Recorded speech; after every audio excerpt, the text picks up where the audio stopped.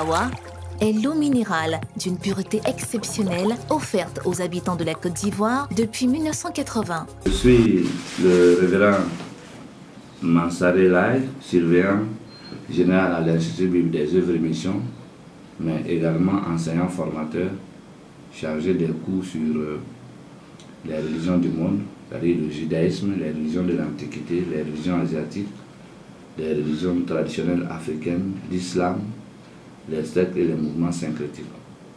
Je voulais m'entretenir en quelque peu de temps sur l'un des textes bibliques qui fait l'objet aujourd'hui de beaucoup de manipulations par rapport aux questions du mariage. Le chapitre 19 de Matthieu nous parle du divorce et le célibat. Et je vais vous le lire dans son intégrité du verset 1 au verset 12. Lorsque Jésus eut achevé ses discours, il quitta la Galilée et alla dans le territoire de la Judée au-delà du Jourdain. Une grande foule le suivit et là il guérit les malades. Verset 3. Les pharisiens l'abordèrent et dirent, pour l'éprouver, est-il permis à un homme de répudier sa femme pour un motif quelconque? Et il répondit, n'avez-vous pas lu que le Créateur au commencement fit l'homme et la femme, et qu'il dit, c'est pourquoi l'homme quittera son père et sa mère et s'attachera à sa femme, et les deux deviendront une seule chair. Ainsi, ils ne sont plus deux, mais ils sont une seule chair. Que l'homme donc ne sépare pas ce que Dieu a joint. Pourquoi donc, lui dit-il, Moïse a-t-il prescrit de donner à la femme une lettre de divorce et de la répudier? Il leur répondit, c'est à cause de la dureté de votre cœur que Moïse vous a permis de répudier vos femmes. Au commencement, il n'en était pas ainsi. Mais je vous dis que celui qui répudie sa femme, sauf pour infidélité, et qui en épouse une autre, commet un adultère.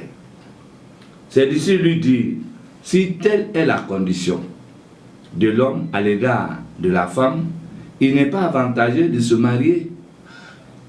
Il leur répondit, tous ne comprennent pas cette parole, mais seulement ceux à qui cela est donné, car il y a des eunuques qui le sont dès le ventre de leur mère, il y en a qui le sont devenus par les hommes, il y en a qui se sont rendus tels eux-mêmes à cause du royaume des cieux, que celui qui peut comprendre, comprenne. Alors, aujourd'hui, le verset 9 de ce chapitre est utilisé à tort et à travers pour faire croire au corps de Christ que ce verset est comme une autorisation pour divorcer, c'est-à-dire que parce que l'infidélité, sauf pour infidélité là, certains traduisent ça comme, ça veut dire l'adultère de la femme, c'est-à-dire que si la femme a commis l'adultère, donc alors on peut l'abandonner. Mais je vous dis que ce mot biblique, infidélité là, il est d'origine grecque, comme tout le Nouveau Testament. Et donc, il n'est pas placé pour indiquer qu'il s'agit de l'adultère de la femme. L'infidélité dont on parle ici, c'est un lien illégal. C'est comme quelqu'un, par exemple, qui a pris sa nièce, sa cousine, sa sœur. Ça, c'est un lien illégal, illégitime. Le Seigneur dit que non, là, ce n'est pas un mariage. Là, ce n'est pas un mariage.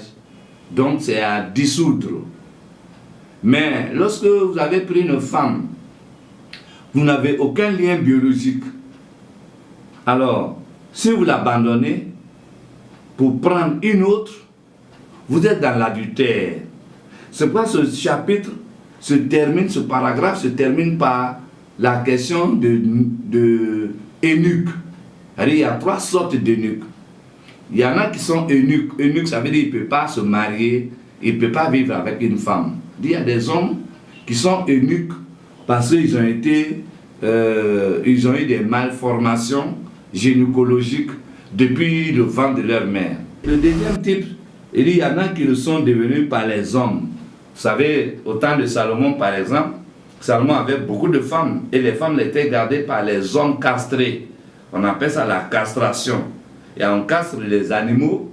La troisième catégorie d'eunuques, il dit il y a des eunuques qui ne sont rendus eux-mêmes à cause du royaume des cieux. C'est-à-dire, au sein de l'église œuvre et mission, vous allez trouver les femmes pasteurs qui sont des eunuques.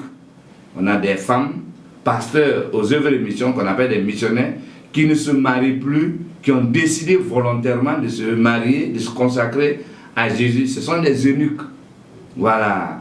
Donc, bien aimés, si vous vous êtes précipité à vous marier et que ça dégringole, que vous ne percevez pas dans l'épreuve, que vous pensez que ce texte-là vous donne le droit de divorcer et de prendre une autre femme, je vous déclare que vous êtes dans l'adultère et que si vous mourrez, le ciel est fermé pour vous.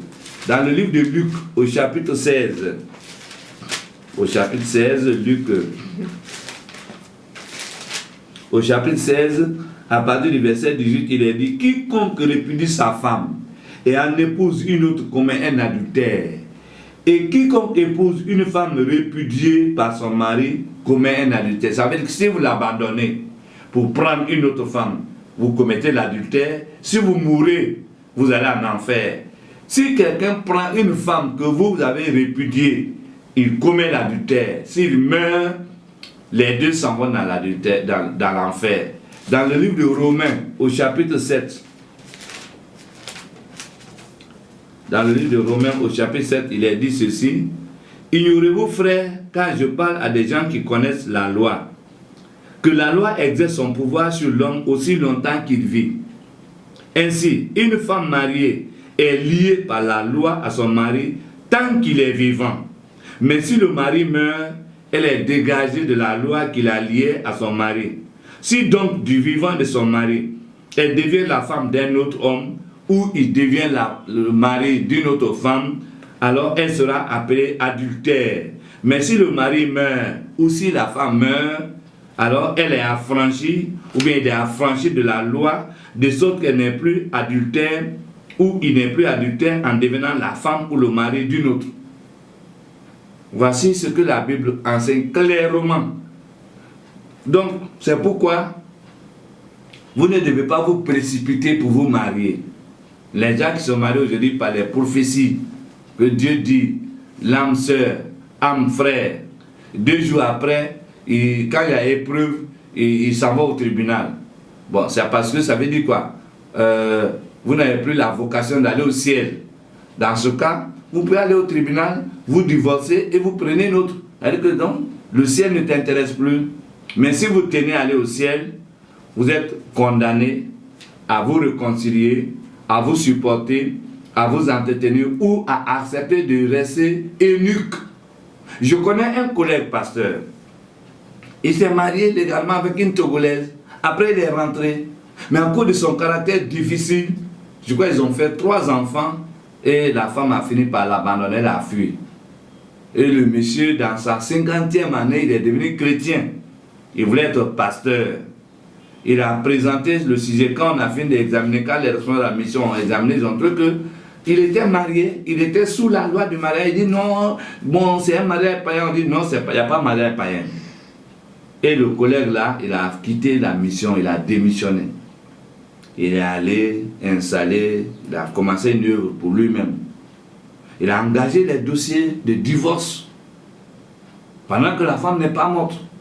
Mais tenez-vous bien, le jour où il a fait le mariage, il est venu ici ce jour-là, on s'est vu au rez-de-chaussée de cette mission-là, qui m'a présenté son papier, il dit la grosse, et qu'il a contracté son mariage. C'était un jeudi. Il a fait le samedi, donc c'était le jeudi, il est venu nous annoncer ça. L'autre samedi qui a suivi, le pasteur est mort. Le pasteur est mort. Et les enfants du monsieur qu'il a fait avec la femme, qui était maintenant devenus des grands gaillards, ils sont venus mettre la femme là, la nouvelle là, au dehors. Ils l'ont mis au dehors parce que la maison était la propriété. Ils l'ont mis au dehors. Ils ont occupé la maison de leur papa. Donc frère, il faut bien réfléchir. Si tu veux aller au ciel, confie-toi à la Bible, la parole de Dieu là. Il n'y a pas d'exception dedans. Donc, l'adultère de la femme, même si elle a commis adultère, ce n'est pas une garantie, ce n'est pas une autorisation donnée à l'homme pour divorcer la femme. L'adultère fait partie de tous les autres péchés pour lesquels Jésus demande de pardonner. D'ailleurs, si tu refuses de pardonner ta femme pour avoir commis adultère, mais toi, tous tes milliers de péchés que tu as fait avant, Dieu va les annuler. Le motif que tu es en train de prendre actuellement là, pour dire non, elle est sorcière, non, elle a commis ça, non, à cause de ça, tu vas l'abandonner. Mais ça, c'est valable pour les hommes. C'est valable sur la terre. Mais à ta mort, ton âme sera récupérée. Tu iras en enfer. Si tu n'as pas changé, tu iras en enfer. Voilà, c'est même pas à négocier. Donc moi, je me fais le devoir de t'informer. Si quelqu'un d'autre a fait le tour de la Bible pour te dire et ça, et ça, et ça, et ça. Certains même s'appuient sur le texte de 2 Corinthiens chapitre 6 où on dit non, il n'y a rien de commun. Mais ça, ce n'est pas une affaire du mariage. Vous avez dit oui à la mairie.